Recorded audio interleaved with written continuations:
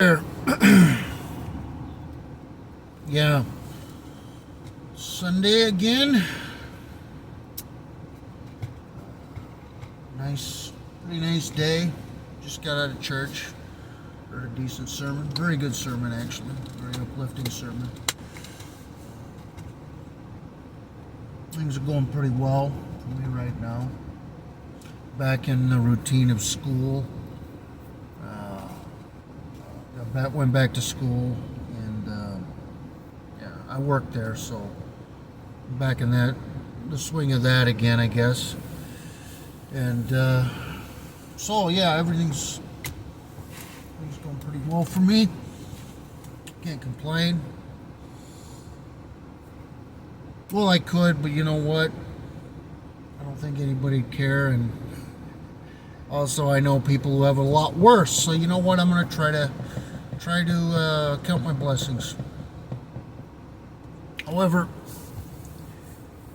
some things I've seen online, I'm always intrigued what I see online, and even in my personal life, as I've seen even like small town America become more and more like this. How would I call it? Changing. The demographics are drastically changing. From local working class whites to strong immigrants. A lot of immigration, mostly from Central America, but also from the Middle East and Africa. And this is in small town America, okay, by the way. Now, granted, I do live in a very blue state, so they come here for that reason, because they know they're more accepting here and they can receive more.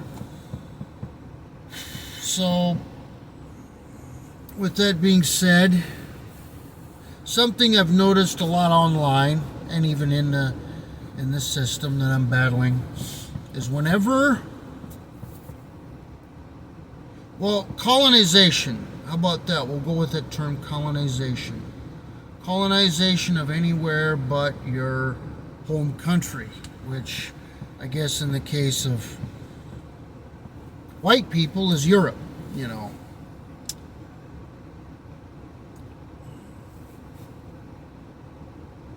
Well, whenever it's a European colonizing another area, that's always seen as a bad thing, or they plundered, or they invaded.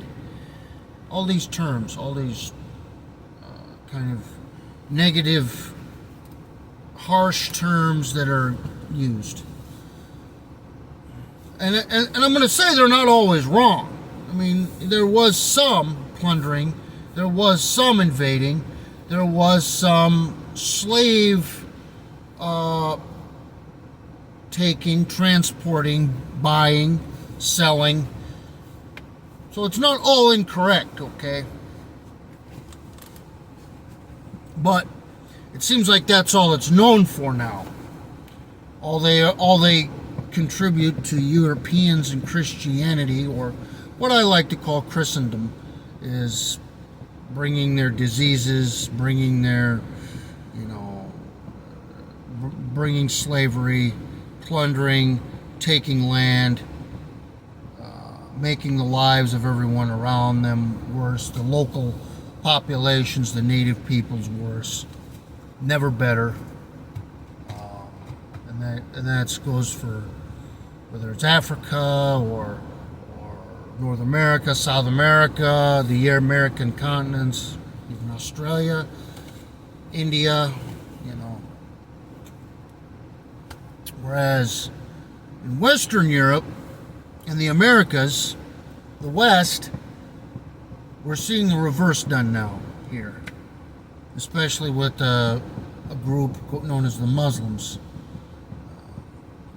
And I'm not saying all of them are in that same ilk of being jihadis, but I know a good number of them are. And when hordes of them are coming across the borders, and many of them are not legalized citizens, I know that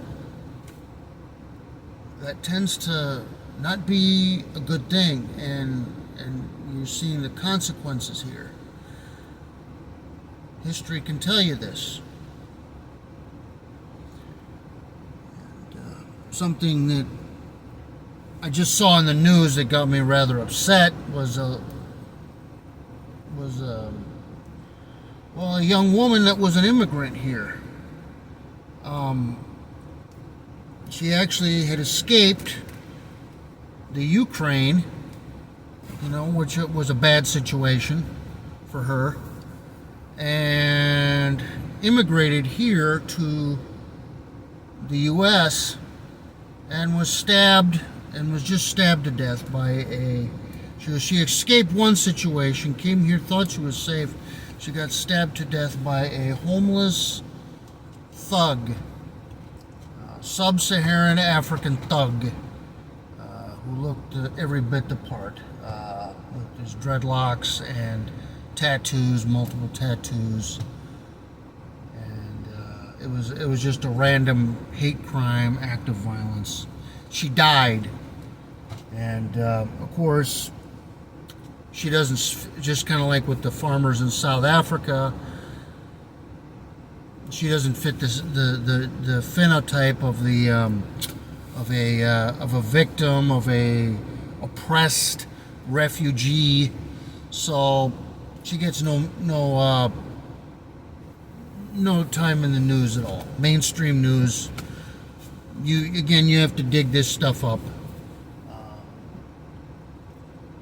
So this is again something that should be considered and well brought to your attention, and that we need to keep bringing this stuff to our attention, to the people that are awake and how about this? They want the truth. They want the truth. They don't want propaganda. There's truth, and then there's propaganda. Propaganda usually has a little bit of truth, followed by